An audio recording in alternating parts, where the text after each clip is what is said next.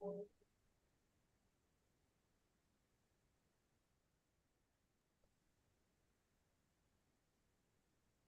looks like we're good for YouTube. Yes, it's good. Excellent. Thank you. All right, everyone. Good morning, good afternoon, good evening, wherever you are. Thanks for coming to yet another fine seminar. My name is Lauren Hayes. I'm a professor at the University of Tennessee at Chattanooga in the United States, and I am today's host. Just a couple announcements. For next week, we have Vincent V. Blanc from the CRNS University of Strasbourg in Strasbourg, France. He'll be speaking about the adaptive value of social stress in birds and mammals. Today, it's really, and actually before I do that, I do want to show you, I want to share my screen just for a moment to show you the upcoming, what we have coming up. And so, as I said, we have Vincent V. Blanc coming up next week. And today we have Annemarie van Marel, who I'll tell you about in just a moment. We do have the fine seminar series figured out for the spring. And I think next week, perhaps Karsten or whoever's hosting can show the schedule. We have commitments to a great slate of talks sometime in for the North American Spring series. All right, so I want to start by, so I'm going to introduce Annemarie to you. I'm really pleased to have Annemarie speak today. Annemarie comes from the Universidad Católica in Santiago de Chile, where she is currently a postdoc. She's a FONACYT postdoc, meaning that she, successfully wrote and was granted a support from the government of Chile, which was really exciting because she adds a new dimension to the work that Luis and I have been doing with the Degus. And we're really excited to have her on board with that project. And hopefully you'll get to hear some of what she is doing with that project. Broadly speaking, so Annemarie came from she most recently postdoced at Liz Hobson's lab at the University of Cincinnati in the United States. And prior to that, she earned her master's and bachelor's degree at the University of, I'm going to butcher this one, Annemarie, Utrecht in the Netherlands. Yes, it's good. Close enough. And she also she did earn her PhD at the University of Manitoba in Canada. Annemarie's interests are pretty diverse. She's interested in social evolution, broadly speaking, and sort of getting at the mechanisms that animals use to cope with environmental or ecological challenges. Just hold on one second. I need to go in, and I've got someone in the background with noise, so just a second, please.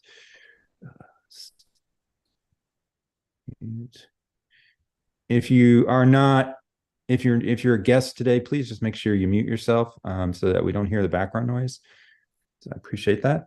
So coming back to Annemarie, she thinks about how the social and ecological environment affects traits of individuals, and also thinking about how that associates with fitness. And getting at these issues, which she'll be talking about today, you'll see she's worked with a diversity of organisms. She studied monk parakeets, red knots, ground squirrels, and of course now is working with arguably the greatest organism, the degu, which is obviously a species that I work with. I wanted to say that, one of the things that struck me about Annemarie's history and productivity is that she's interested in resilience in environments, ecosystems. And I actually think that she's been pretty resilient in her career. I was reading her bio a bit, and I remember, she had a field season, of course, canceled by COVID. And then, she got the Chile funding, took forever to come through, and she persisted through a really difficult time where I'm not quite sure we quite knew it was going to work out. Even though the funding was there, it just wouldn't come through. But she persisted and is now leading some nice projects there. And I can say that it's been a pleasure working with her, and I've seen her interact with my students, which has been fun. She works really well with them. She's been productive at this stage of her career, over 10 publications in journals varying from taxonomic journals like Journal of Mammalogy, BES, behavioral journals, Royal Society B. And I think she's going to tell you a little bit about a review article that's coming out and I won't go into more because I don't want to take away any of that thunder. And so with that, I will, Annemarie's title of her talk today is going to be Socio-Ecological Environment of Group Living Species. And with that, I will turn it over to you. And let me just stop sharing the screen here. And thank you for being here, Annemarie. I'm glad you're giving a seminar for us. Thank you so much for this introduction. And and I really appreciate also the opportunity for me to present in this amazing fine seminars. And I do feel a little okay, as an early career researcher, I'm invited, so I really feel honored. So today I'll talk about 3 different studies, together addressing how social species navigate both their physical and social environment. I'll talk about how monk parakeets respond to removal and reintroduction of key birds. And I'll present some brand new preliminary results of my current postdoc, where I just finished my first field season identifying key individuals in degus. And I will finish with my PhD work discussing what selective pressures define social organization in barbary ground squirrels. And so what Lauren already said, I move around quite a bit. And of course, often we study something that's tricky to cope with ourselves. So I got interested in understanding how social species respond to these changing environments. And I started to move countries from Europe to North America and then to South America for my PhD and postdoc work. So every single time I had to adapt to a new culture, a new environment, and I realized how important my social network, either if it is family or a professional network, is in adapting to these changes.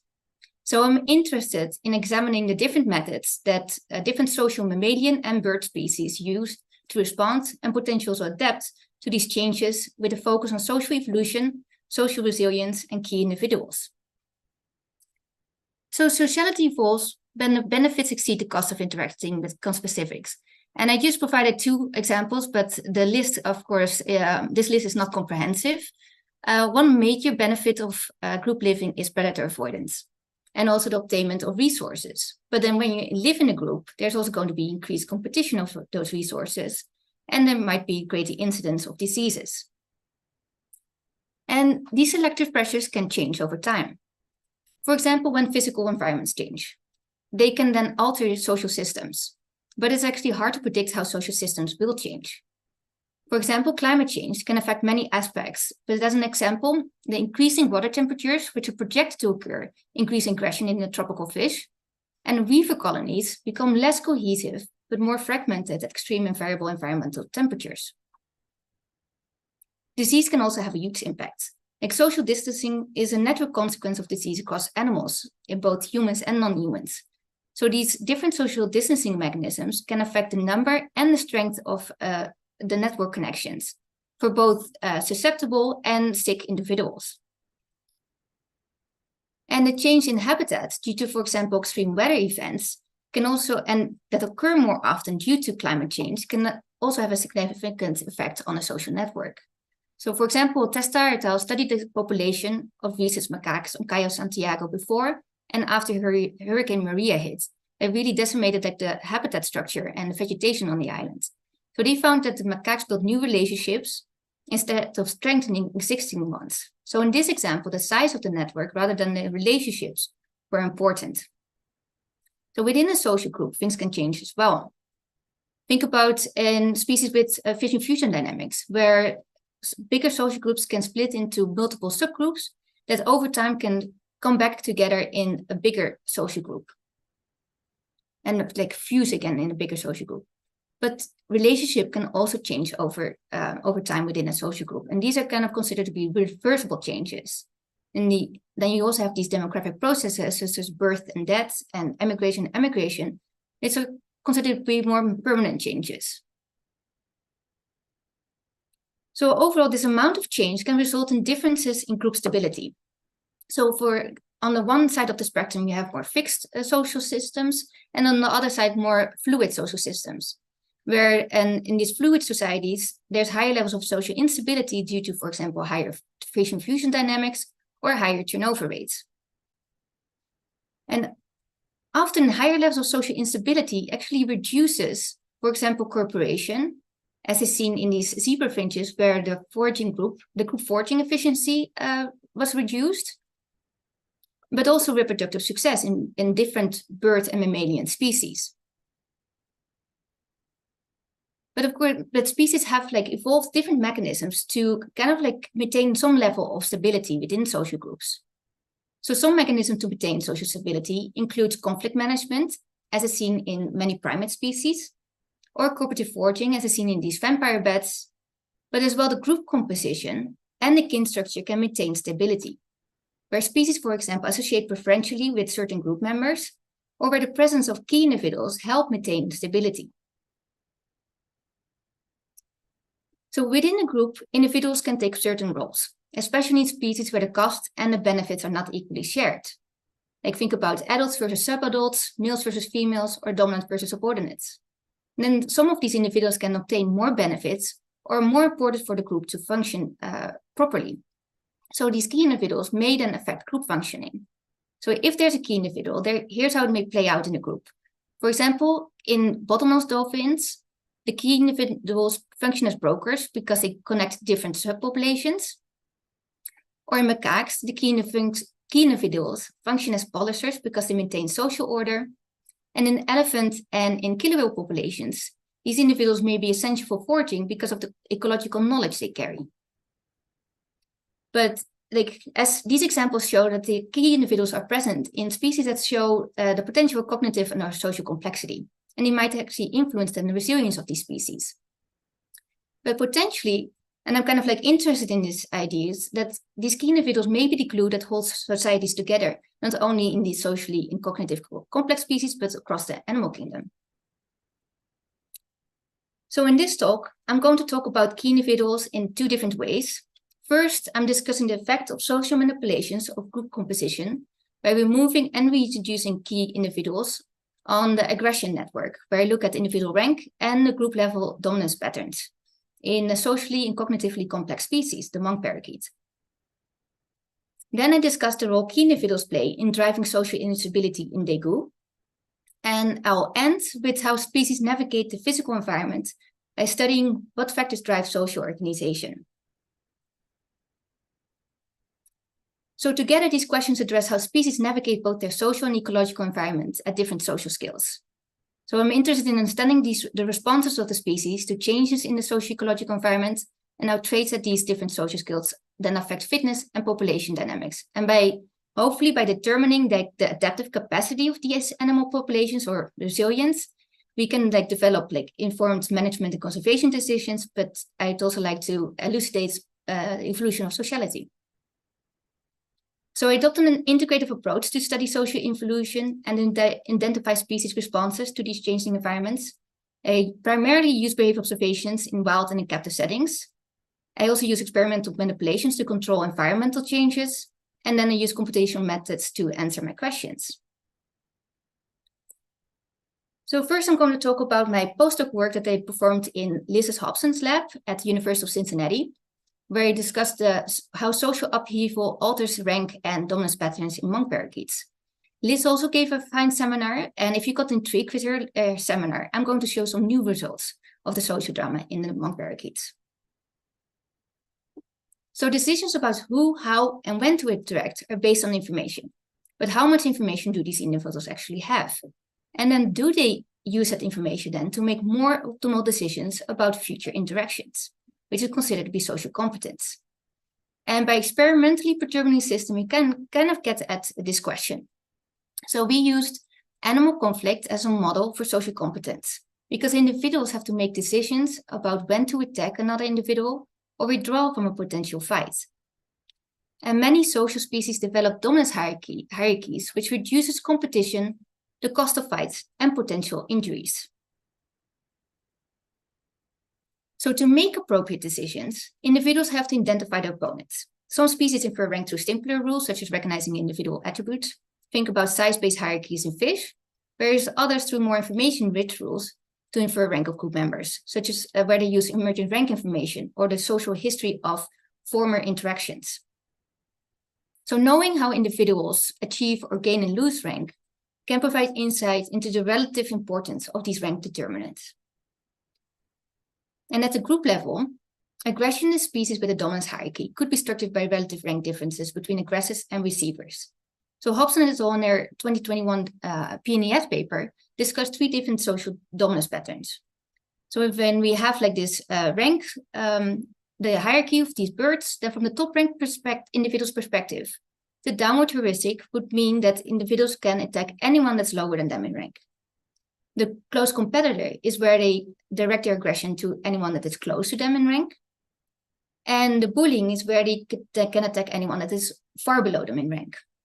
And previous work showed that these social dominance patterns are widely found in the animal kingdom, and that independent social groups within the same species can follow multiple different patterns. So these patterns are not considered to be a species-specific characteristic, but rather group-specific. But we don't know yet whether these patterns can also shift over time within the same social group. So we performed a perturbation experiment in 3 different captive social groups of monk parakeets. And at the individual level, we asked whether social history shapes rank emergence. At the group level, we ask whether dominance patterns can shift over time, and especially when we perturb a key individual, where we then assume that the top-ranked birds are the key individuals. And then what factors affect these dominance pattern dynamics? Is it the rank of the perturbed bird, or is it the type of perturbation, the removals or reintroductions? So we studied this in monk parakeets, which are native to temperate South America, but invasive globally due to the bed trade. So they live in the colonies with large communal nests, and they are the only parrot species that make their own stick nest, which is also why they are such successful invaders. They form readily dominance hierarchies in captivity, and we studied the captive population in Florida. So we individually marked individuals in 3 different social groups. In 2021, we had 1 social group of 20 birds, and in 2022, we had 2 study groups of 11 birds each. So we recorded all aggressive events, and which resulted in a total of over 24,000 agonistic events across 3 trials in 1 social group. So there was a lot of social drama happening. So our social experiment consisted of removing and consequently reintroducing a focal bird. So in 2021, we only had performed 3 trials of key birds, which are then the top-ranked birds. And in 2022, we had 3 trials of key birds and 3 trials of non-key birds. So either we randomized whether we removed a top-ranked or a middle-low-ranked bird. So experimental setup consisted of introducing the birds on day 1, then letting the social structure stabilize for 8 days, and we binned observation days into 3-day periods to obtain rank and group-level aggression patterns. And then we assessed rank in the period before removal to assign which focal to remove. Then we performed the removal, let the group restabilize for 8 days, reintroduced the focal, and then let the group restabilize for 8 days, and we started the next trial. So for the individual rank part of the study, we looked at the rank before removal and the rank upon reintroduction. So what you show here is on the x-axis the time or the rank assessment periods, and on the y-axis the power score. So the power score is the modified eigenvector centrality, which we calculated using the Domstruct package, and it is a continuous measure of rank that includes the entire agonistic network. So each line will represent a different bird within the social group. And what I wanted to show you here is that over time, individual rank changes occurred, but that the focal bird was not able to immediately retake its prior rank. It actually suffered a great drop in rank. The same occurred for a second focal, and the same occurred for the third focal. So, but because we only removed 3 top-ranked birds at this moment, we cannot say whether this is due to our experimental setup, or whether this is due to which birds the rank of the bird that we perturbed.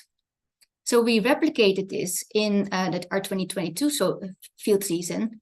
And again, we see that over time, rank changes occurs.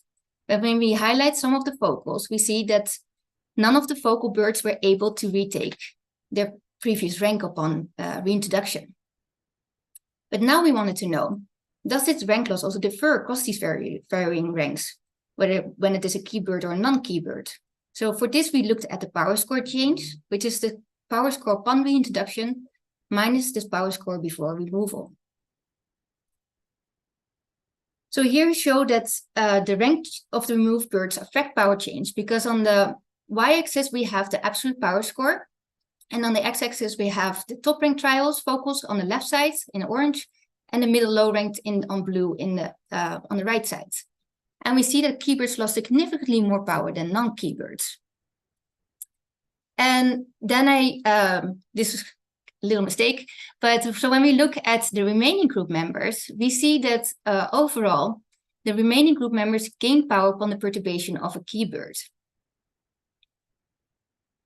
So to recap this part about like on the individual rank, we found that the social history shapes rank emergence in these monk parakeets, because none of the removed birds were able to immediately regain prior rank, and the keybirds suffered a greater drop in rank than the non-keybirds.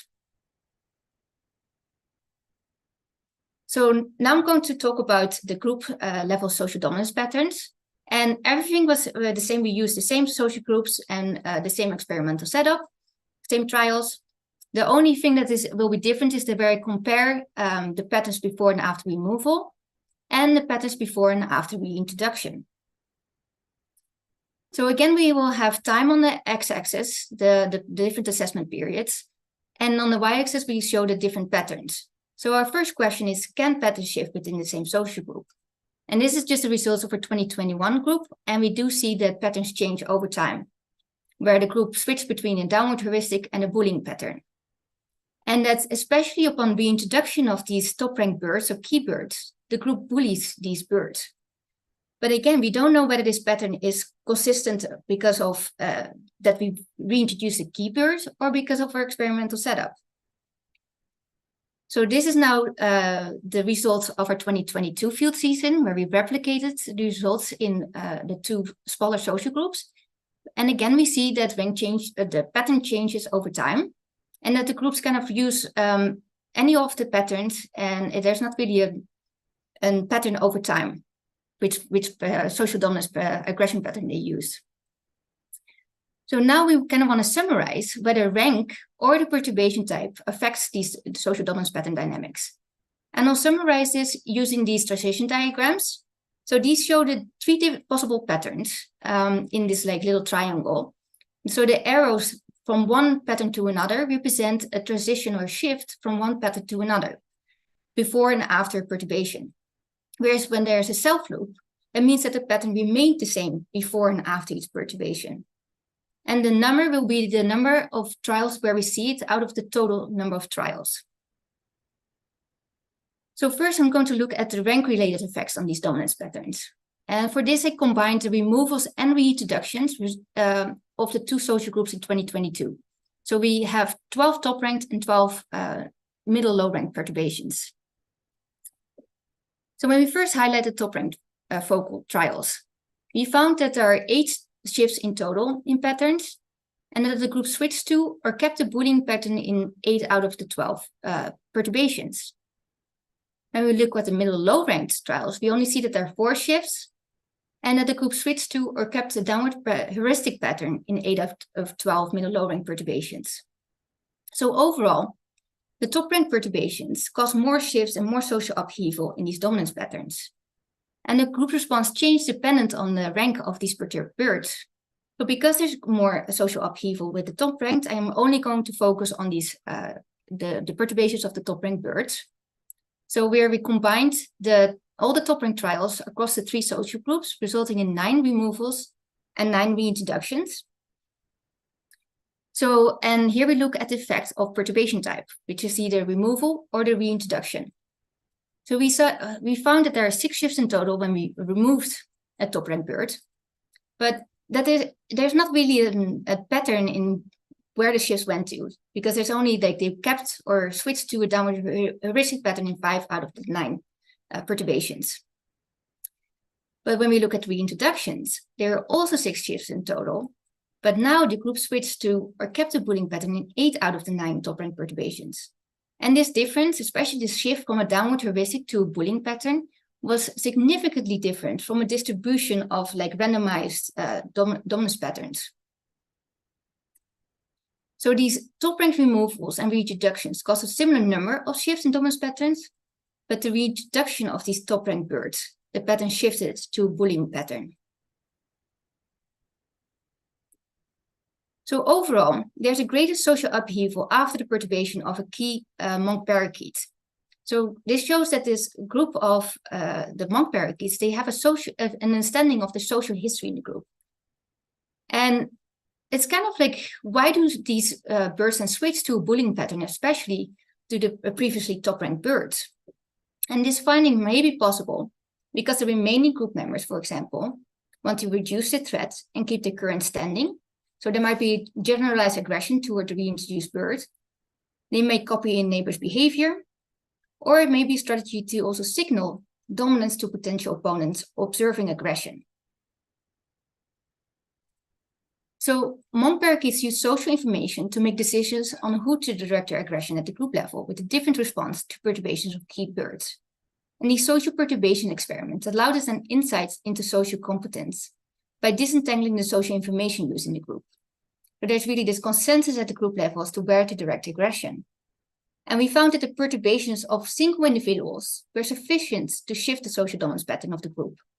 So by identifying like these conditions that cause these shifts may help us understand how animals then cope with or adjust to changing social environments.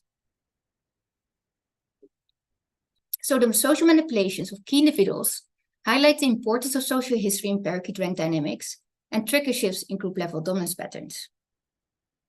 So this was the first part of like how I talked about key individuals. And now I'm going to talk about how key individuals may affect social instability in degus. And that kind of comes from the idea that these key individuals may be the glue that holds societies together. And as Lauren already introduced me, this is part of my on-the-seat postdoctoral fellowship, and where I examine the role played by these key individuals in driving social instability. And this is in collaboration with Louis Ebensberger and with Lauren Hayes. And they both provided fine seminars. So if you want to know more about social stability, I refer to Louis's talk. If you want to know more about the fitness consequences in these degu, then I refer to Lawrence's talk. So overall, I want to find out whether also in these species that are not considered to be completely cognitively complex, whether to see where there are key individuals, and also if there are key individuals, what function do they play in the group? And then also look at what makes a key individual, and then what role do they play in driving social instability? So why the degu? They're a social semifossorial rodent endemic to central Chile. And I study a population just outside of Santiago. They show a variable and unstable social organization with low kin structure. They show cooperation in the form of communal care and social foraging. And they're actually really an outlier in the rodent life history trace because they show low reproductive output, but high mortality and limited, because of this, they also have limited indirect benefits. And on top of that, they also have to adjust to climate change because they sometimes experience long-term droughts, where some populations are able to survive and other populations crash. And in degus, the higher levels of social instability reduces alloparental care and reproductive success in the form of weaned offspring quality. And the cost and the benefits are not shared equally among group members. So this is where the benefit is direct fitness. And for females, they benefit when there are more females in the group, but where there is also greater membership stability. And this results in greater communal care. While males in these groups are then, multiple males in the group are energetically costly for these females. And for the males on the other side, they also benefit when there are more females in the group, but they benefit when there's lower group membership stability. And this allows them to have more breeding opportunities. So, and I kind of watched the former fine seminars on the degu system back, and some of the questions that came up was like, oh, what influence does the social structure have? So hopefully I can also kind of as a side question, look at whether instability in social organization influences or is driven by social structure. So due to time constraints with this presentation, and because I just finished my field team like 3 weeks ago, I'm just going to focus on like a subset of the data that I collected. So this is our study site. We divided it in 2 areas, and we can observe it from these scaffolds. And I'm just going to focus on one area and only for the observational data during spring. So I performed wave observations on 50 marked degus over 34 days. And in general, like I want to look at the nighttime social groups, which are the individuals that share a sleeping burrow. Look at the association data during the day, so look at the social foraging and proximity. The affiliative interactions, such as allogrooming or sniffing and greeting, and agonistic interactions. And this is a video of 2 degus fighting. So this is really where kickboxing like evolved from in humans. And they can fight like this for over 6 minutes.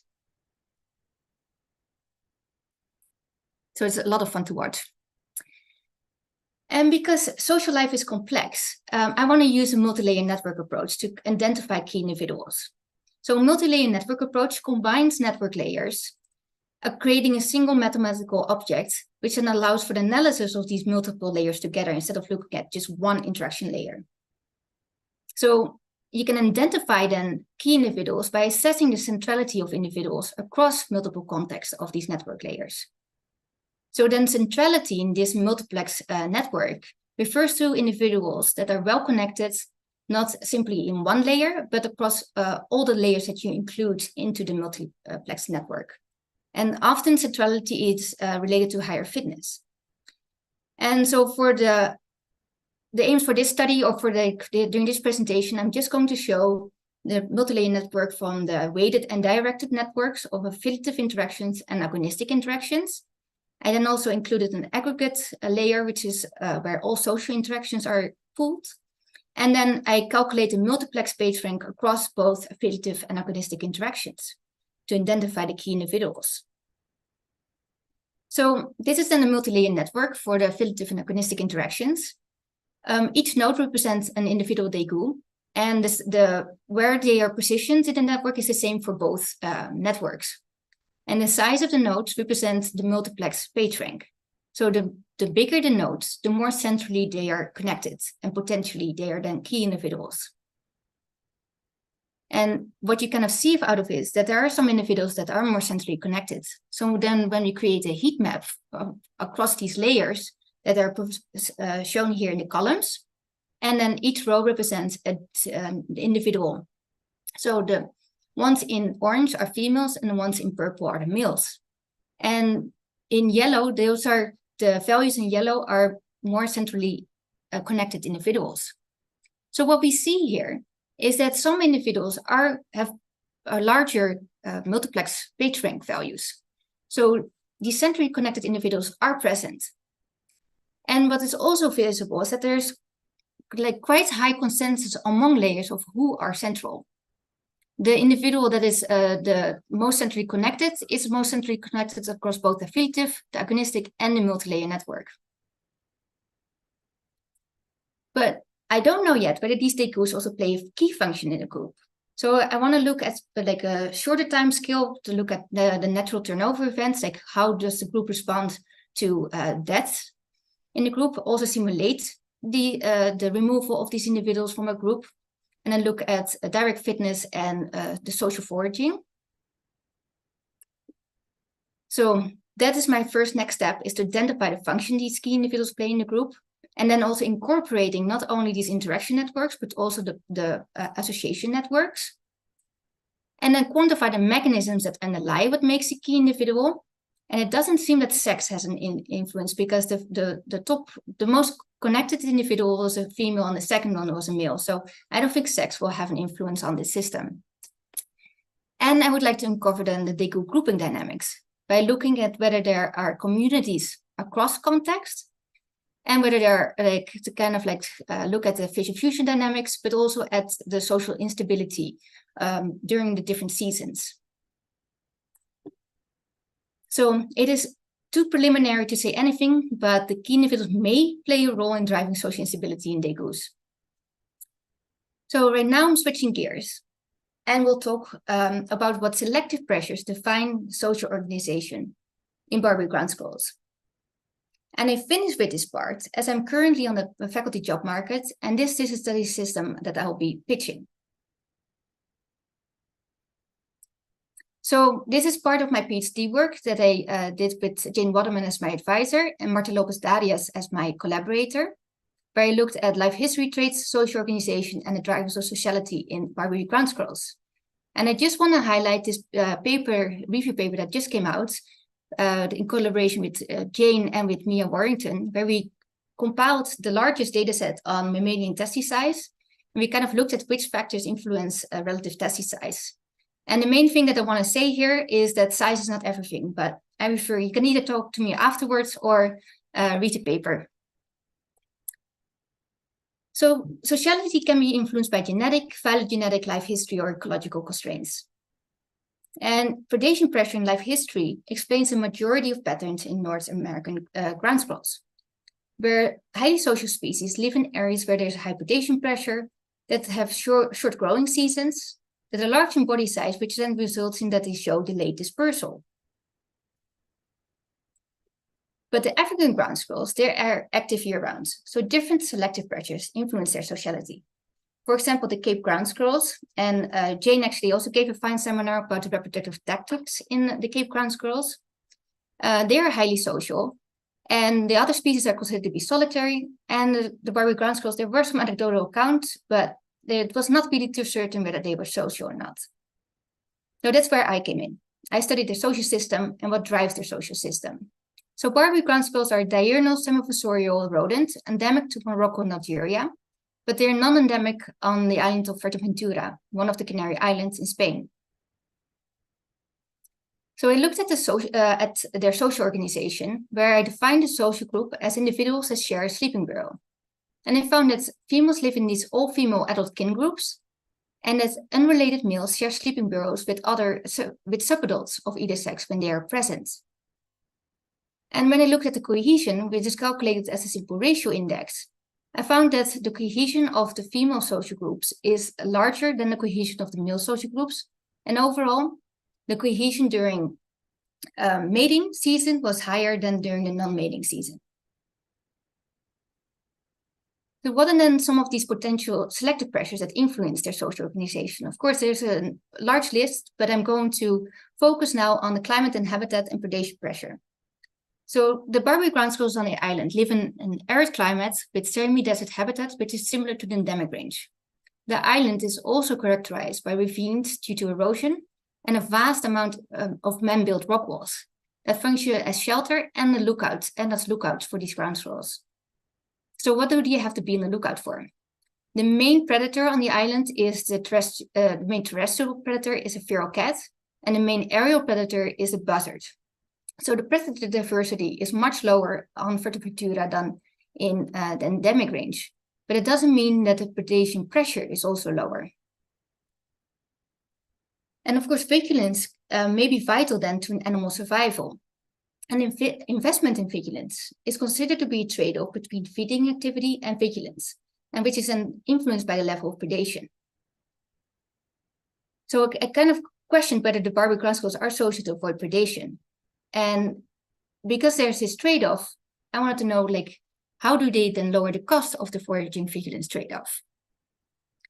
First, they can perform low-quality vigilance. This is not a Barbary ground squirrel, but a Colombian ground squirrel. But this is just to show they're performing this low-quality vigilance while eating an apple core and being vigilant at the same time. So they're multitasking. But think about when you're driving and on your phone at the same time, the quality of both goes down. So the quality of vigilance is much lower when you multitask. What I did find is that the Barbary ground squirrels do perform this behavior, but on a much lower percentage of their activity budget. Living in groups could also lower the cost of the vigilance foraging trade-off. For example, when the social groups use alarm communication, where one individual then sees a threat and then alarm signals to warn the other group members of this threat. And we found that mainly the terrestrial predators elicited alarm calls in the Barbary ground squirrels. And in different social species, individual vigilance decreases with decreasing group size due to either dilution or the detection effect.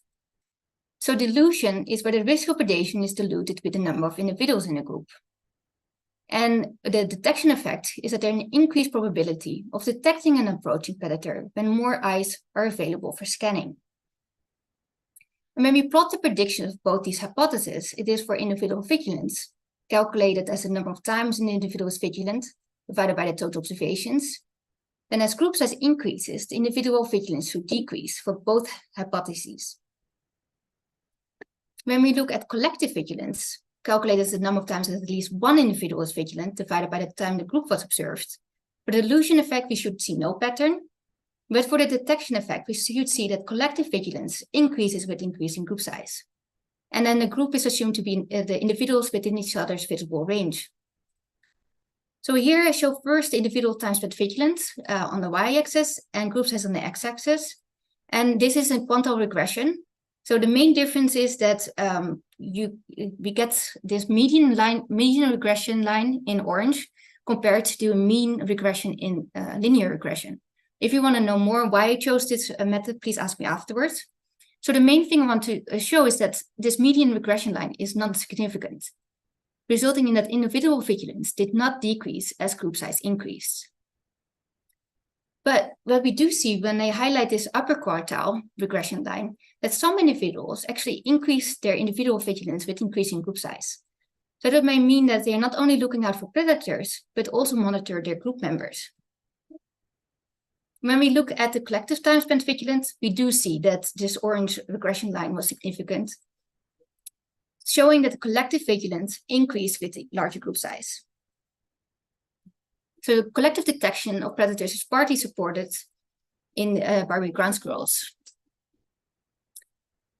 And one long-standing assumption of vigilance models is that vigilance is independent among members of a social group, but it does not always hold. Instead of independently scanning for predators, some species can coordinate the vigilance either by taking turns acting as sentinels or by synchronizing their vigilance bouts. So this sentinel system then assumes that sentinels are vigilant from raised positions. They're the ones that alarm signal, and then that they alternate vigilance bouts.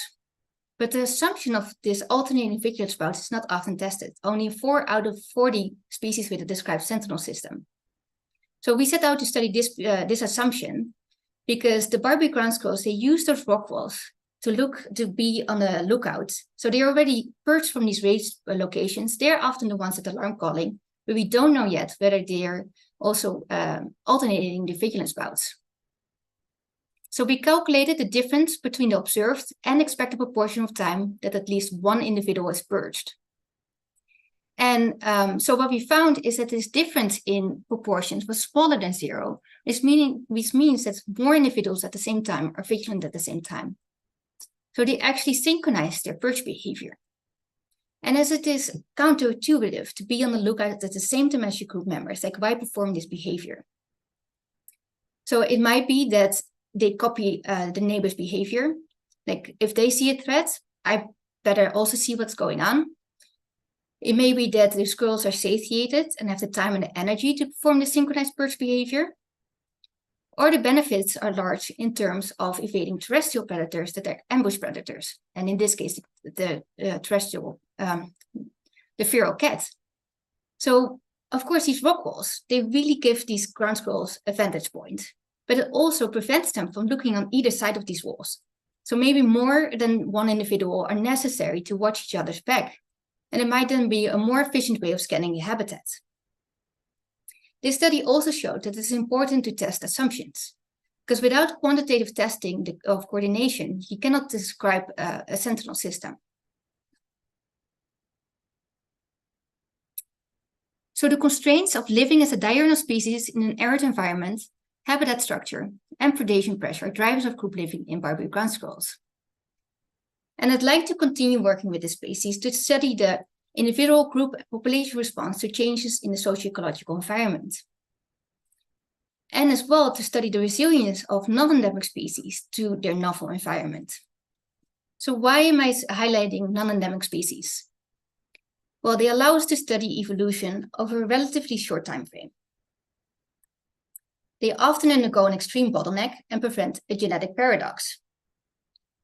For example, if I use the Barbary ground squirrel as a case study. So they were introduced on the island in 1965. There was someone had 2 individuals in captivity, one escaped, and he let the other one go as well. And one of the undergrads performed a genetic study, and she did find that there were only 2 founders, and there's an affected population of 77 individuals and high inbreeding. But still, over 50 years, they spread across the entire island, and now over a million individuals are estimated. So they have this exceptional patient success. How is it possible? Another student in the lab studied what their behavior is, like the personality traits, and they do show behavior that enhances dispersal.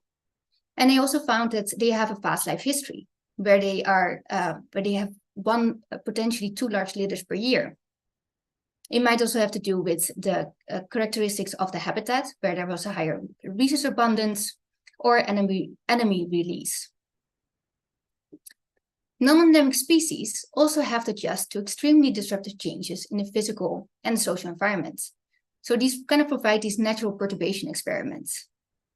And because non-endemic species are one of the threats to biodiversity, I'd also like to study how we can mediate the effects of these species on biodiversity, but also look at which factors influence their success. So what I've shown you today is how I answered 2 questions. How species navigate the physical environment, where Barbary ground squirrels avoid predation by living in groups, and how social structure promotes social resilience by studying the effects of manipulations of key individuals on grouping dynamics, and also the role individuals play within their social environment. And in my future work, I'd like to extend on the social skill I'm working with by studying a population's resilience to changing socio-ecological environments. And of course, I want to thank all the funding sources that made the research possible. And with that, also you for listening. And I want to say happy Sinterklaas for the people that are watching in the Netherlands.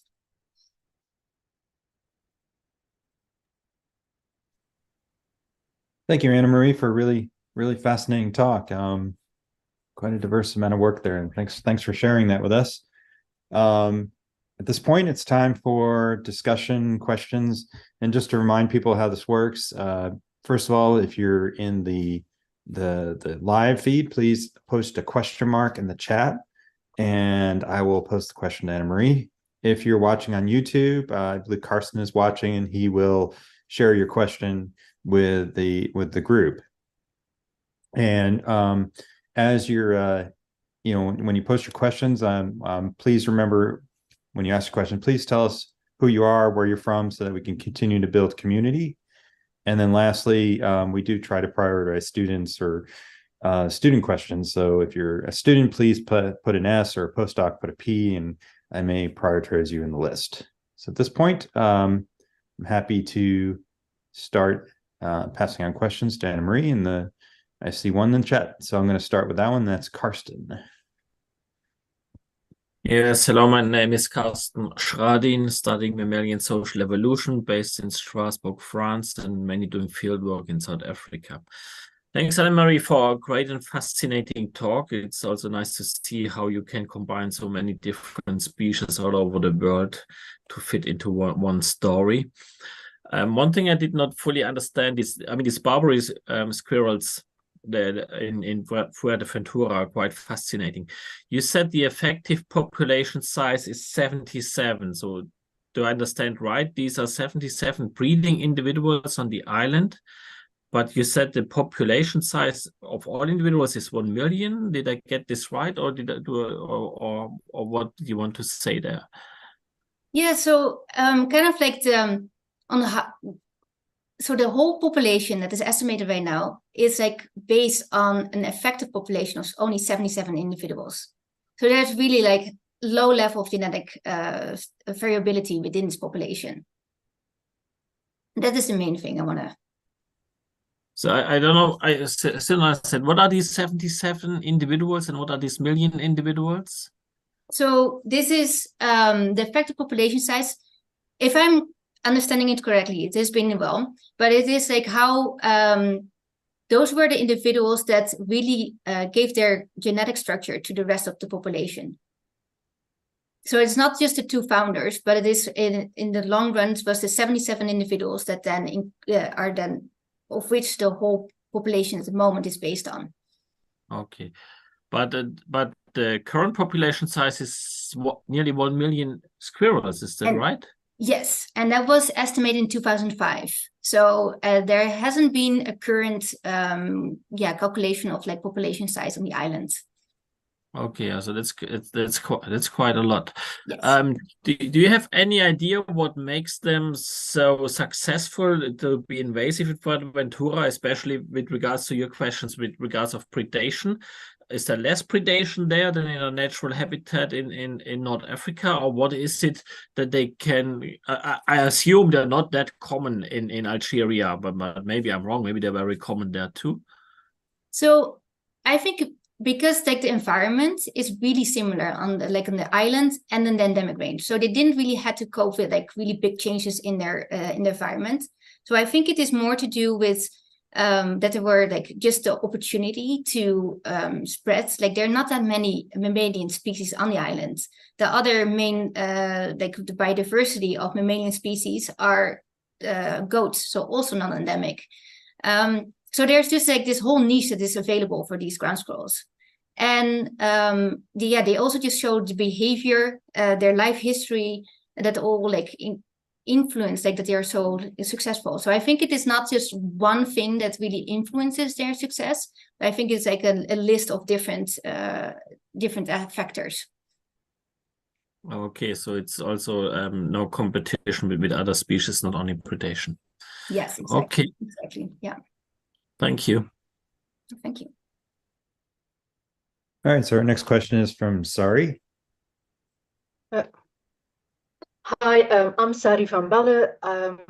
I study black howler monkeys in Mexico, their social system, and I'm affiliated to the University of Texas in Austin. I'm from Belgium, so also happy Sinterklaas to you. And this is just a regional joke that exists there in the north of Europe. I had questions about the monk parrots, and with the experiment that, if I understand correctly, that you took one individual away, either considered a key individual or a highly ranked individual versus a lower ranked individual, and then you compared how the dominance hierarchy or like the implementation of the dominance hierarchy was changed. With, I can only remembering like the bullying one, the other one was, I can't remember the names of the other two strategies, but how was that measured? Was the focal individual the one that was returned or removed, was the only one that data was collected on, or were you collecting data of all individuals? And so it was an overall measurement of this dominance hierarchy strategy. Yeah, no, thank you for the question. It is indeed like the dominance pattern is based on the entire aggression network. So when and because we are comparing before and after removal, that is really then with like the full network, and then compared to the network where the focal bird was removed. So there's one node less in the network. And the same occurred for the reintroductions, where before it is like one individual less, and then in the after the reintroduction we have the full social group again. And yeah, so this is really based on like the entire network, and like so this is kind of goes into like how the dominance patterns are measured. So we kind of like compared at each level, like where do they what is the relative rank differences between aggressors and receivers. Then compare it, like if you have like you can kind of simulate a network when you only want to show the downward heuristic, where they can aggress anyone that's below them in rank. Then you can kind of like plug in your real data set and see where they fall against this randomized network, whether they actually like follow the same pattern and then they follow the downward heuristic, or whether you actually see that the relative rank differences, they only aggress individuals close to them in rank, or they aggress really to individuals much lower than them in rank. why would they be? Because it looked like the bullying strategy of attacking those that were very low in rank, why would that benefit the group in doing that type of, because then it seems that the middle ones don't receive that much aggression. No, exactly. So of course, like when you like there are different possibilities. It might be indeed a strategy to kind of like show your dominance to an audience, and that's also seen, for example, in other species where in like wax bills they kind of show the same kind of pattern. They really switch to a bullying pattern only when there's an audience. It can also be just like a generalized effect of like just reintroducing this bird. So then you can compare it also when you like kind of plug in a stranger. Or it might also be that they copy the behavior, and I think as well what has a major influence as well is like the social support these birds have, and that is something that another student is looking at. It's like how important is the social support in this in the monk parakeet system, because I'm sorry. These monk parakeets they have like preferred social relationships. They can be like same sex, different sex, sometimes with one bird, sometimes with two birds. And we might think that it also has an effect on the aggression networks and like how much social support these birds have. And if whether they also have that social support when they're coming back in the group, when they are reintroduced.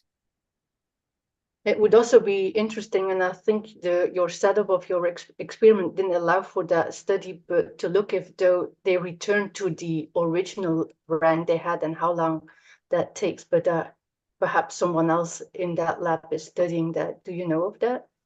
So we, of course, like kind of like constrained with time. So we only had, you do see that the birds that were the first focals were able to retake rank over time.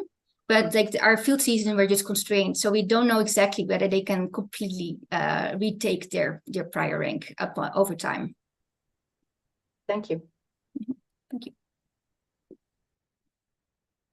All right, so our next question is from Zulema. Yeah, Zulema Tang Martinez, University of Missouri, St. Louis in the US, retired, and I take back my question because Sari just asked it. And so I got my answer from the response to Sari's question. Okay. All right, so I'll go down to the next in the queue, and that's Kaya. Hi there, Kaya Tomback, postdoc. Just recently finished a postdoc at Hunter College. That's a great talk. We actually have a lot of common interest in terms of the questions we studied. We should grab a coffee if we're ever at the same conference or something. I was really intrigued by your test of size study. Could you tell us what you found?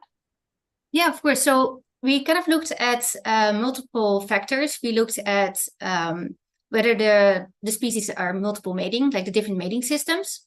We looked at litter rate, so the number of litters per year, the litter size, and also at longevity of the males and the level of parental care. Parental care is present. And we found that longevity and parental care were immediately like out of the picture. They do not affect relative testis size. But we did find that the multiple mating, so promiscuous mating systems, like if there's multiple mating present, relative testis size is bigger. And we found that litter size actually did not have an effect on like relative testis size, but we did find litters per year, and there was an interaction between mating system and litters per year, where the mating systems with multiple mating and multiple litters per year, those species have larger relative testis size versus monogamous systems where the testis size, there's a negative relationship between litters per year and mating system.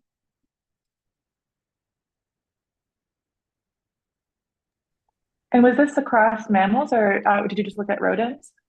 No, it was across mammals. So the only mammals that we didn't include were the aquatic, fully aquatic mammals. So no whales.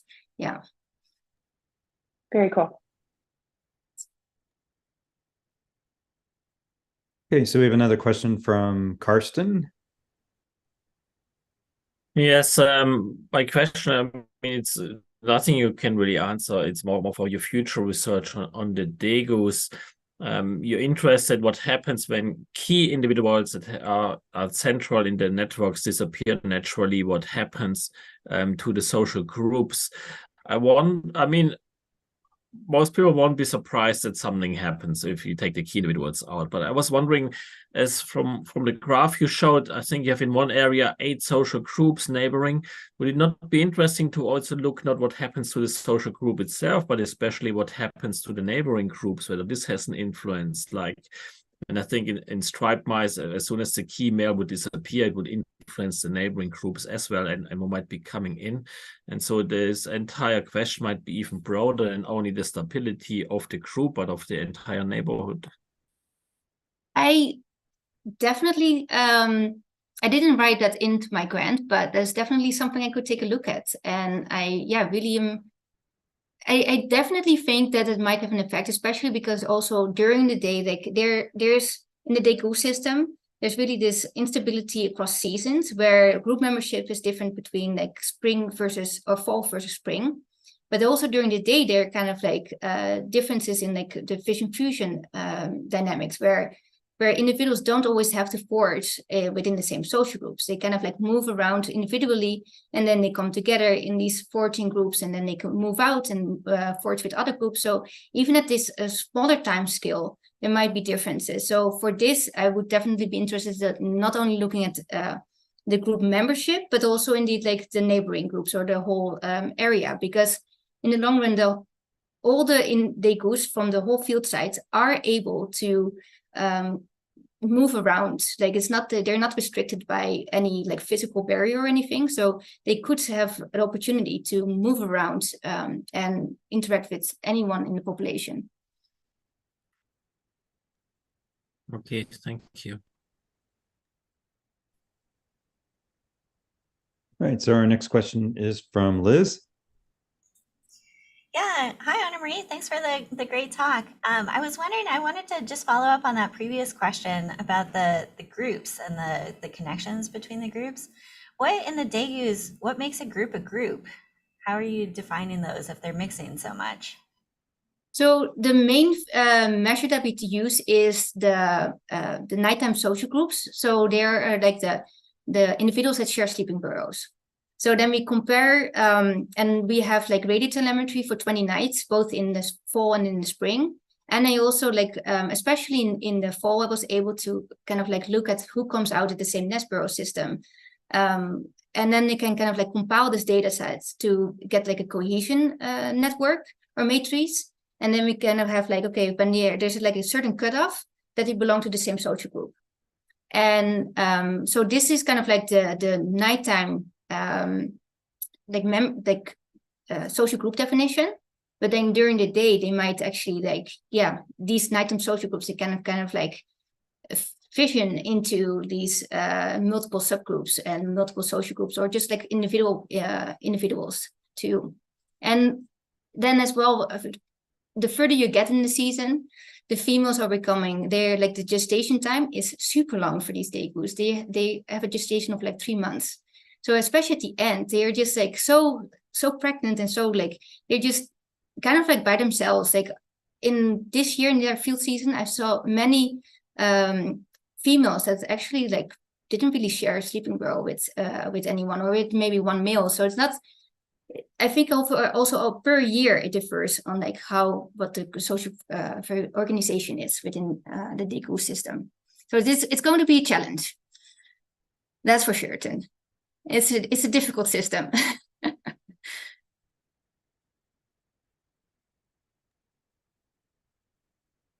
I will agree with that comment, Annemarie.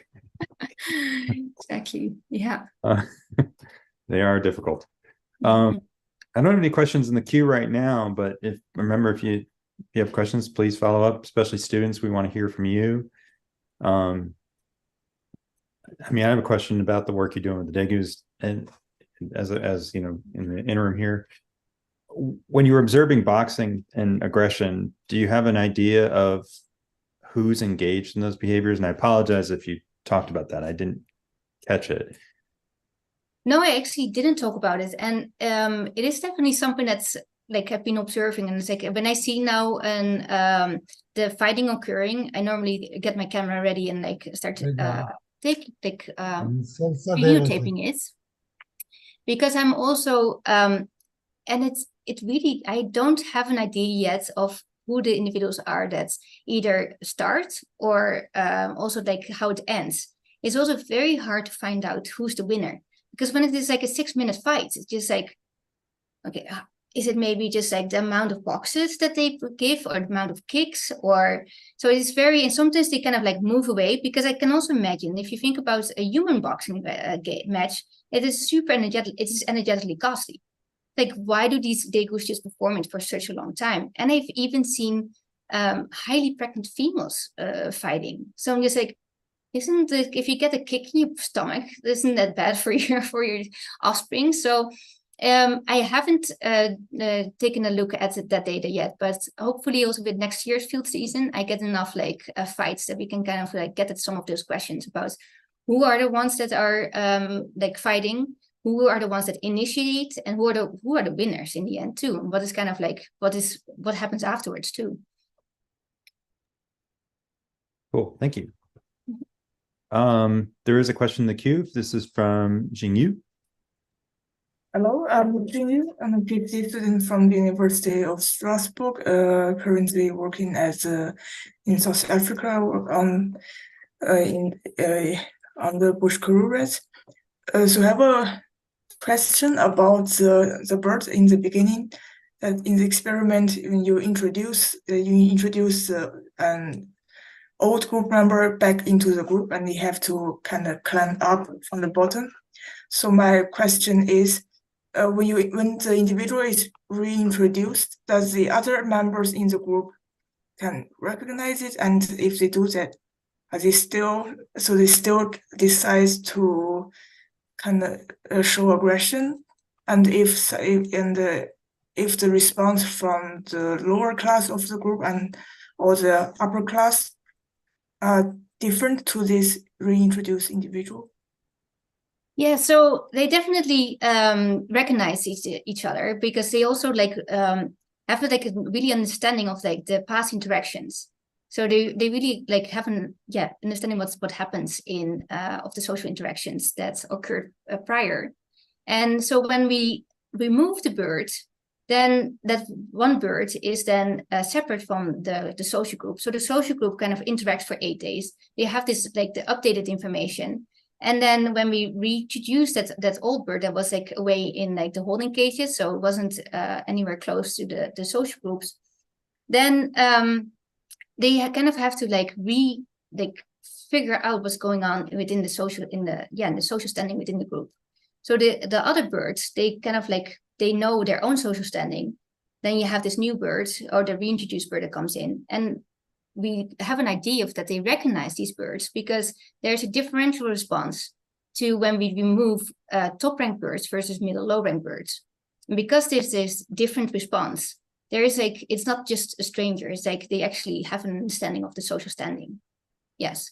And so, and as well, do we see anything like related to who are the aggressors to these reintroduced birds? It can be anyone. And I think it also might have to do with like what the prior social partnerships were, but it can be sometimes like the most aggression, the aggressor that aggresses the most might be sometimes be the new top ranked bird, but it could also be someone from the middle. And when we also look kind of like at the aggression from these vocal birds in subsequent trials, is also kind of like, yeah, they aggress, but they're not the ones that initiate aggression to these new, the new vocals. So that is not completely clear. Okay, thank you. Okay, so I think there's a question from Zulema. Yeah, I have another question. I have a question and a comment, I guess. How long do the birds that are removed have to be removed for before you see these effects? So we removed them for 8 days, and 8 days we kind of chose this time period because the social dominance hierarchies are like kind of like stabilized.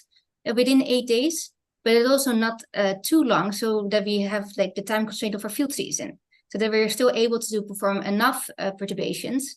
And we don't really want to like lower the time period either, because each time that we have to remove a bird, we have to like misnet all the birds in the group, and it's actually very stressful. And we also notice like when it is like so stressful, like it takes them a while to recover from the trapping event. So that is kind of why we chose the cutoff of 8 days. Okay, so because you always use 8 days, you don't know like if a shorter period of separation would have the same effects, right? We did do some trials, but it was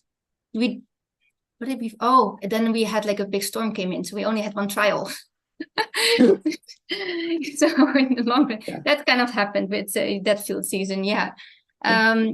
But we like the main thing is that the stress levels is just so much higher. So then you suddenly add this other factor into the whole system that might affect like the response of the birds.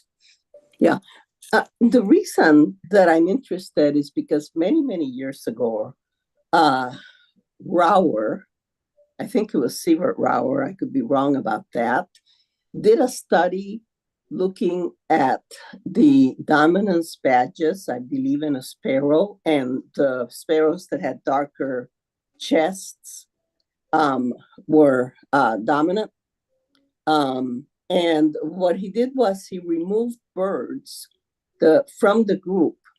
And then for the subordinate that had very little black, he painted black on the chest. He dyed them black. And so then he reintroduced them. And those birds were bullied like crazy by the other birds. And the interpretation was that the other birds knew that the newly introduced bird with a newly black patch was quote unquote lying, was that this was misinformation, and they were essentially punishing it for lying. And now hearing this, it makes me wonder, and unfortunately I can't remember all the details of the study, but it makes me wonder whether there could also have been a confound of the sort of thing that you found, because you did not alter your birds in any way. You simply took them away and reintroduced them, and you got this effect, which sounds very, very similar to what they found in that study. But of course, in that study, it's a good example of where data is not the same as interpretation. So now I'm, thinking of going back and trying to find that paper and see other details, like what controls there were and so on. But it sounds like there's at least the possibility that there was a confounding effect just from being removed from the population, from the group. Yeah, so, and it sounds like in that study system that it's not so much like this individual characteristic that like really defines like their rank. But we also looked at body weight as kind of an individual characteristic, these birds, to see whether that correlated with rank, and we didn't find any results in that. So that's really like in the monk parakeets, it's really the social history. So the history of the past interactions that's influenced their dominance hierarchies. Yeah. And of course, with the Sievert study, I cannot remember off the top of my head how long the removals were for. And so that's why I was asking whether shorter removals might also have that effect. So. No, and I just received also a message from one of my former lab mates that the last field season, they also shortened the perturbation schedule. So I'm not certain what the results are from that, but yeah, the lab could say more. Yeah. About like the effects of shortening the perturbation. Yeah. Yeah. Thanks so much. Mm-hmm. So we don't have any more questions in the queue. Are there anyone in the audience that wants to ask another question, or anyone from YouTube? No, for YouTube.